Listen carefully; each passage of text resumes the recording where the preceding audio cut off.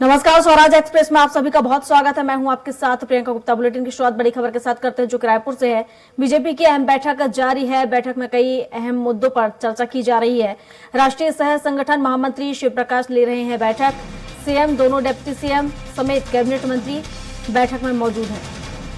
तो बीजेपी प्रदेश कार्यालय में बैठक जारी है। कैबिनेट विस्तार के बाद पहली बार बैठक हो रही है। अजय जामवाल, बीजेपी प्रदेश अध्यक्ष किरण सिंह देव बैठक में मौजूद हैं। राष्ट्रीय सह संगठन महामंत्री भी बैठक में शामिल हैं।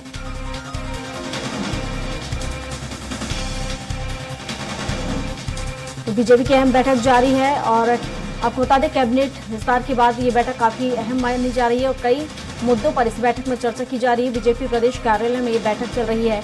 राष्ट्रीय सह संगठन महामंत्री शिव प्रकाश बैठक ले रहे हैं। तो दोनों डिप्टी सीएम समेत सीएम, कैबिनेट मंत्री सभी इस बैठक में मौजूद हैं। तो कैबिनेट विस्तार के बाद पहली बार ये बैठक हो रही है जहां कई मुद्दों पर चर्चा की जा रही है।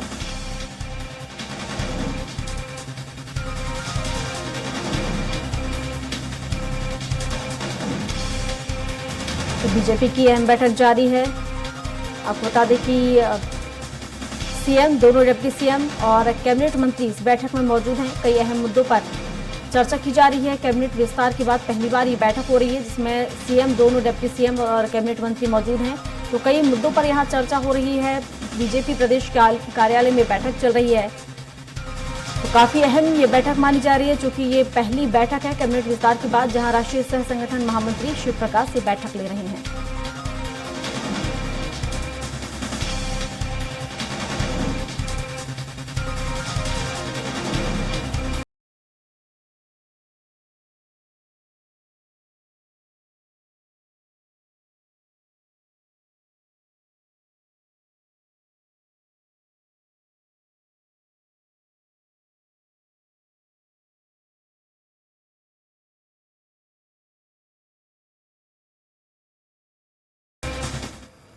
और इस पर विस्तार से जानकारी के साथ हेमंत शर्मा हमारे साथ हमारे सहयोगी रायपुर से जुड़ चुके हैं। तो हेमंत से जान लेते हैं। हेमंत, कैबिनेट विस्तार के बाद पहली बार बैठक होने जा रही है, कई अहम मुद्दों पर चर्चा हो रही है, क्या कुछ जानकारी बैठक को लेकर? देखिए, बीजेपी के जो राष्ट्रीय सह संगठन महामंत्री हैं शिव प्रकाश, वो कल से रायपुर पहुंचे हुए हैं और कल भी कुछ नेताओं से उनकी चर्चा हुई थी। और चूंकि मंत्रिमंडल का विस्तार हो चुका है, मंत्रियों के विभागों का बंटवारा हो चुका है, तो पहली दफा बैठक राष्ट्रीय सह संगठन महामंत्री शिव प्रकाश ले रहे हैं। इस बैठक में मुख्यमंत्री विष्णुदेव साय, डिप्टी सीएम अरुण साव और विजय शर्मा, इसके अलावा सभी जो कैबिनेट मंत्री हैं उस बैठक में मौजूद हैं। प्रमुख तौर पर बात की जाए तो चूंकि विभागों का बंटवारा हुआ है, इसमें से अधिकतर नए मंत्री हैं जो पहली बार विधायक बने हुए हैं। उनको किस तरीके से काम करना है, किस तरीके से अपने दायित्व का निर्वहन करना है, उसको लेकर दिशा निर्देश दिया जा रहा है। इसके अलावा जो महत्वपूर्ण कड़ी थी चुनाव में मोदी की गारंटी, इसकी वजह से एक बड़ी जीत बीजेपी को विधानसभा चुनाव में मिली है। तो उस मोदी की गारंटी को किस तरीके से पूरा करना है, किस तरीके से उन वादों को जनता के बीच लेकर जाना है, इन तमाम चीज़ों को लेकर रणनीति बनाई जा रही है।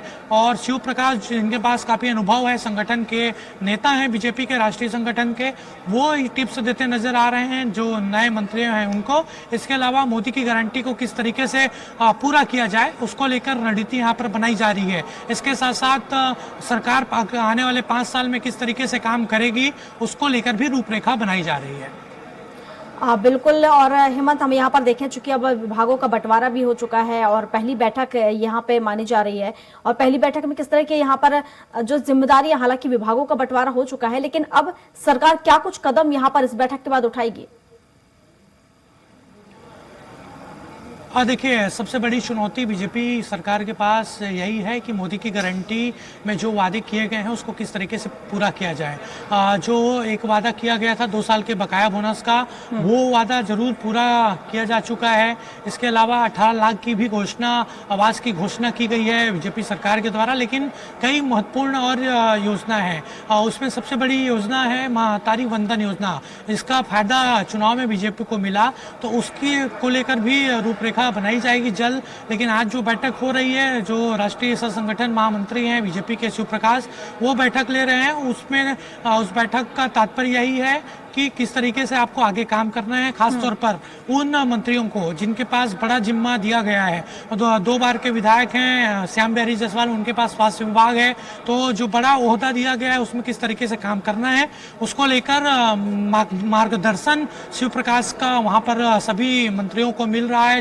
पहली बार की मंत्री विधायक बनी, फिर मंत्री बनी, लक्ष्मी राजवाड़े महिला बाल विकास जैसा विभाग उनको दिया गया है, तो उनको भी अनुभव उतना ज़्यादा नहीं है, तो मार्गदर्शन दिया जा रहा है कि किस तरीके से आप अपने विभाग में काम करें।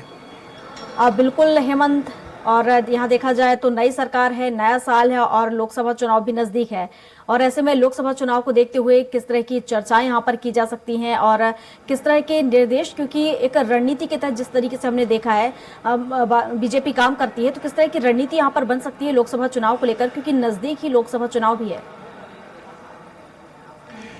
देखिए, विधानसभा चुनाव में मिली जीत के बाद उत्साहित है बीजेपी के हर कोई कार्यकर्ता, हर कोई नेता, और जिस तरीके से बीजेपी में जो कैडर नेतृत्व है, जिस तरीके से कैडर बेस पार्टी है बीजेपी, जिस दिन विधानसभा का चुनाव बीजेपी ने जीता, उसके बाद मुख्यमंत्री और डिप्टी सीएम में शपथ ली, उस दिन से ही लोकसभा की तैयारी शुरू हो गई है। 3 दिन पहले बीजेपी कार्यालय में प्रदेश पदाधिकारियों की बैठक हुई थी। उस बैठक में भी तमाम तरह के दिशा निर्देश दिए गए थे।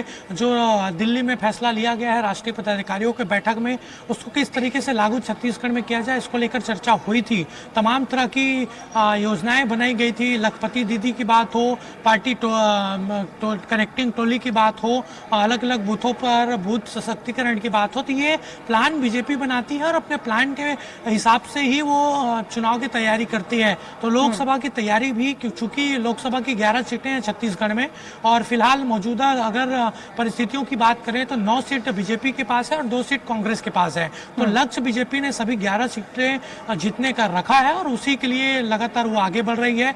आज मंत्रियों की बैठक में भी उसको लेकर चर्चा हो रही है, लेकिन कुछ देर बाद मंत्रियों की जब बैठक हो जाएगा उसके बाद एक और महत्वपूर्ण बैठक होगी बीजेपी के मोर्चा प्रकोष्ठों की, उसमें भी खासतौर पर लोकसभा चुनाव को लेकर चर्चा की जाएगी। चलिए, शुक्रिया हेमंत आपका तमाम जानकारियों के लिए।